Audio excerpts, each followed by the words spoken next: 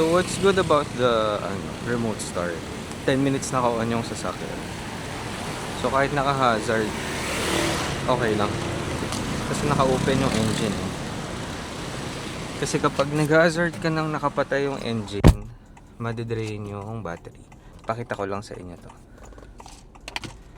So kapag ginalaw yung handbrake nito, any movement will cause na mag-turn off yung sasakyan. So kita nyo ba yan? Magsasara yan, tingnan nyo. Yan. One of the safety features ng remote start. Mamatay siya kapag may gumalaw ng cambio. So yan. Start na natin.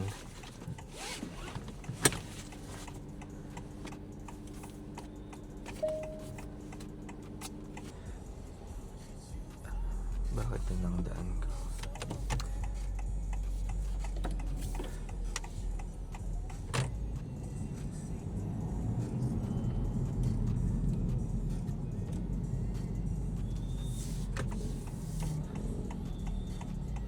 May nag-request kasi sa atin ng Ford Territory. So let's see kung kaya.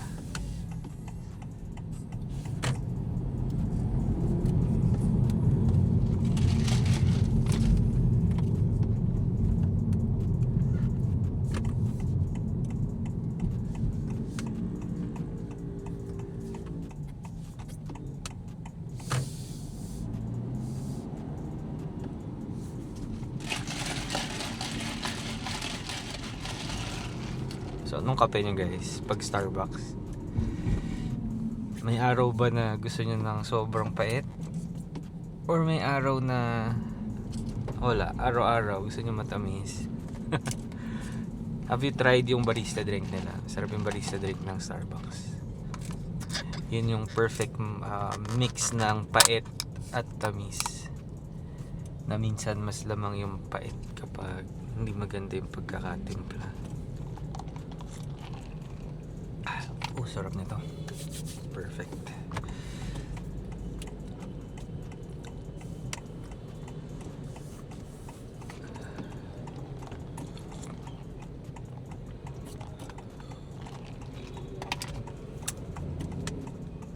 Try nyo yung barista drink guys. It's white mocha brevet, no water, americano. Tapos damihan nyo yung ice. Sarap nun.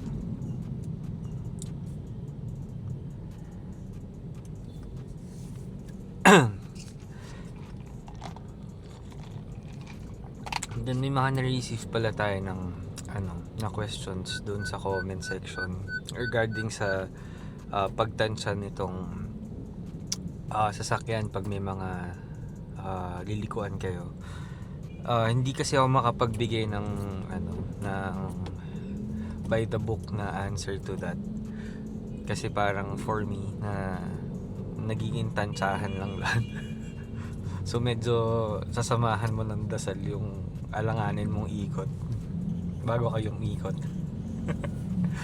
Kasi may siya, depende talaga eh. Mahirap siya tansyahin kung paano ko sasabihin sa inyo na dapat, halimbawa kung tatama na yung signal saka nyo ililiko. May mga sasakyan kasi na mahaba, kagaya nito, ang haba niya ng uso. So mahirap siyang sabihin ko sa inyo na tansyahin nyo, mamaya magasgas nyo ba? Kasalanan ko pa. Pero ang masasuggest ko lang talaga, get to know your car guys. That's the number one thing to do. Drive nyo araw-araw, tapos enjoy nyo lang. Huwag nyo masyado stressin yung sarili nyo sa mga ibang tao pag sinabihan kayo hindi kayo marunong mag-park. Pag di kayo marunong mag-park, sinabihan kayo hindi kayo marunong mag-parking. Yan nyo sila. Pati kung sasabihin mabagal ka magmaneho, okay lang yan. Pati yung mga palikuli ko, it gets better when you drive your car on a daily basis. Pagkabisado nyo na siya,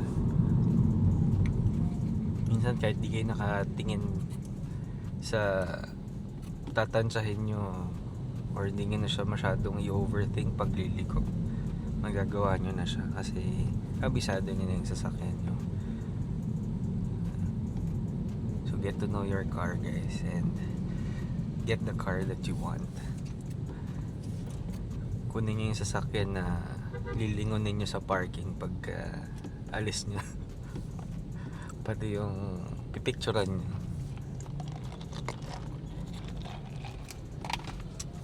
Or baka ako lang yan.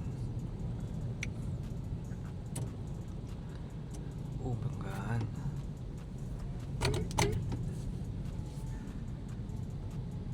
Banggaan.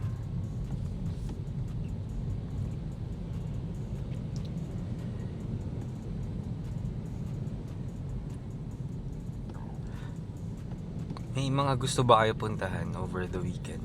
Pwede nyo yung i-comment down below. Tapos check natin kahit medyo maulan. We can schedule. Halimbawa, kung may coffee shop kayo na gusto puntahan sa Antipolo, mga ganun.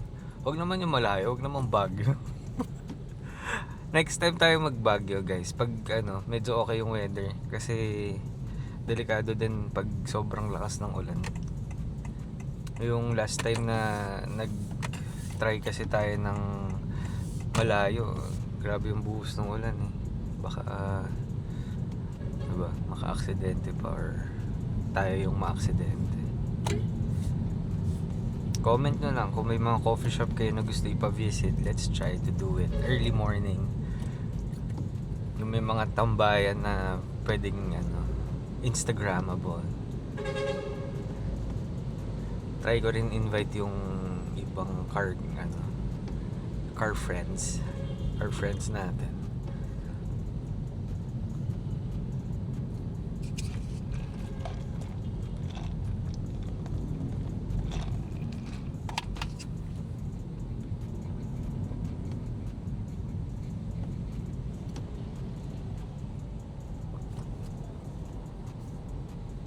Hida dito.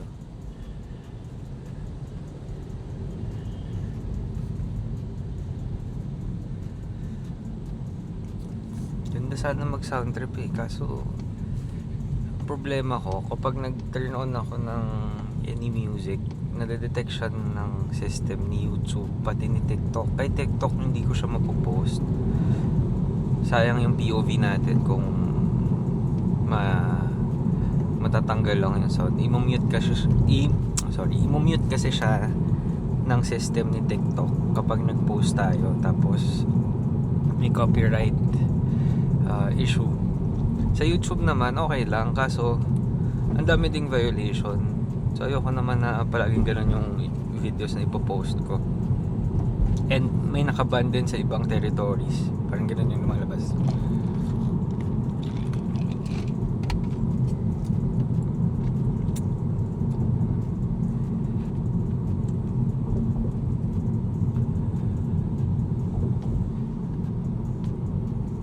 So sa ngayon, ganito lang muna tayo.